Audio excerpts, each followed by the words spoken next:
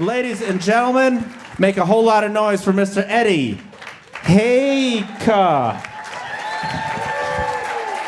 Thanks. That was great. Okay. All right. So a while back, I read this article that said that people who do not have children tend to be happier than people who do. And I thought, shit. And the article went on to say that this happiness gap persists in your 20s, your 30s, and by 40 it grows even greater because they figure if you're a parent that you're likely to have teenagers in the house at that point. And we all know what a joy that could be. But an interesting thing happens. By age 50, the gap starts to close, and by your late 50s, the lines intersect and it inverts. And so those who raised children and survived tend to be happier. And I thought, yes, there's hope. This must be that empty nest that people talk about. And a couple years ago, my wife and I were close. Oh, we were so close. Our household had switched from a household of 8 to a household of 4. All that was left was my wife, Michelle, me, our son, Sam, who's 26, but has autism, and our teenage daughter, Elizabeth. And I thought, in 2 years, Elizabeth would be out of high school and be making her way in the world, and with fewer kids around, we really could focus on getting Sammy into supported independent living. And we were really making progress towards that until I got this phone call. It was September 2015. I'm at work. It's lunch. Phone rings. It's Child Protective Services. And we hadn't been a licensed foster home for a while, so I knew it was about somebody we knew. And they said, is this Eddie Hejka? I said, yes. Do you know? And they list all the kids, and I said, yes. They said, are you their uncle? And I said, yeah. Well, yeah. Well, are you their uncle or aren't you their uncle? Well, you see, Michelle and I have a lot of people who call us Uncle Eddie and Aunt Michelle. In addition to all our brothers and sisters' kids, there's a lot of others, like some of the children whom we adopted when they were older. They call us Uncle Eddie and Aunt Michelle because, we knew their mom and dad.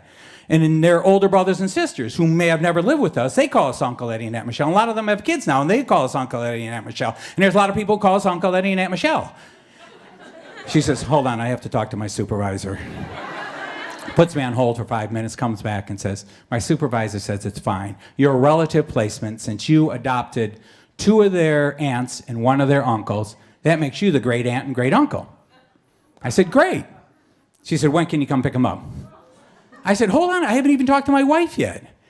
So I call Michelle, and we talk, and we decide we're going to take 2 of the boys. Because we knew Mom. We knew Mom since she was barely more than a child herself, and she's a good person, but life. And we go to CPS to pick them up, and there's hugs, and I'm heading out to the car, and the 2 of them start arguing with each other and complaining about each other. And Uncle Eddie, he's doing this, and Uncle... They get in the back seat, and they're complaining. And I've known a lot of kids, but these 2 have the most intense sibling rivalry I've ever seen. I mean, they got in a big argument one time over whose hair grows faster. So we get home, we're arranging stuff, and I'm setting up beds, and one of them says, can we watch TV? I said, no, there's no TV. It's a school night. No TV? I said, can we play it on computer? I said, no, there's no computer on a school night. Tablet? No. Okay.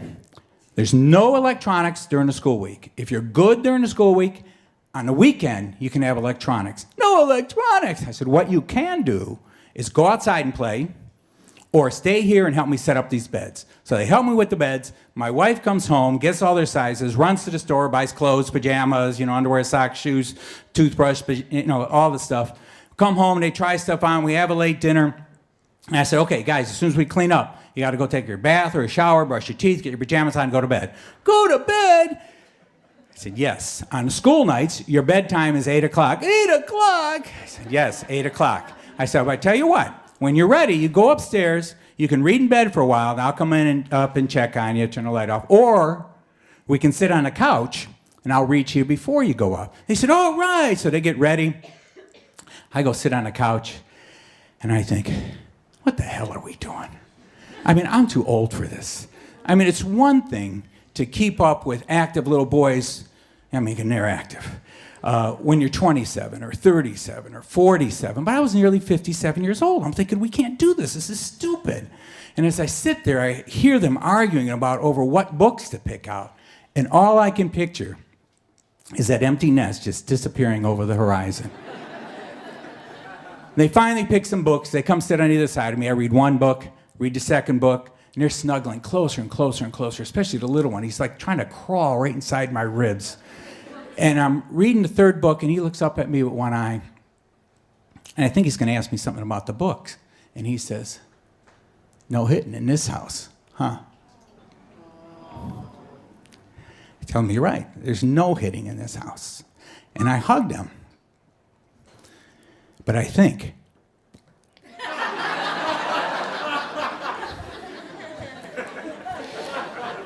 I guess that empty nest will have to wait.